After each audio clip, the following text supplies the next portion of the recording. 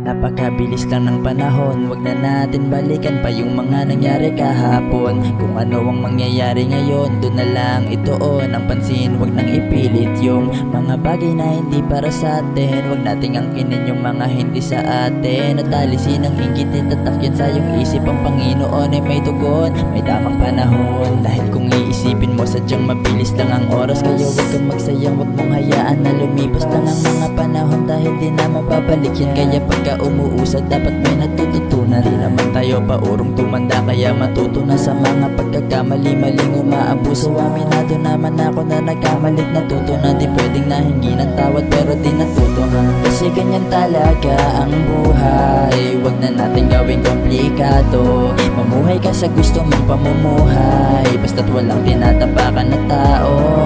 Maging malaya ka, maging malaya ka.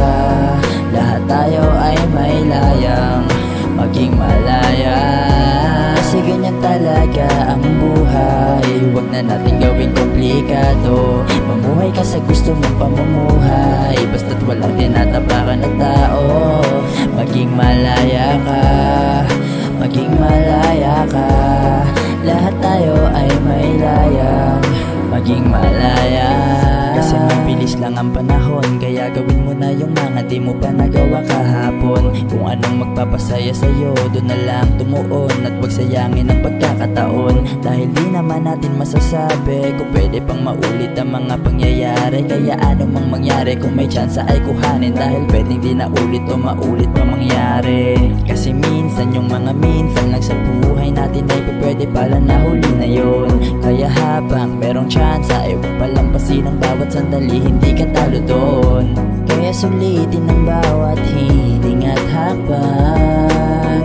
Basta nasa tama, huwag natin hayaan na may humadlang. Kasi ganyan talaga ang buhay. Huwag na natin gawing komplikado. Mamuhay ka sa gusto mong pamumuhay, basta't walang tinatapakan na tao. Maging malaya ka, maging malaya ka. Lahat tayo ay may layang maging malaya.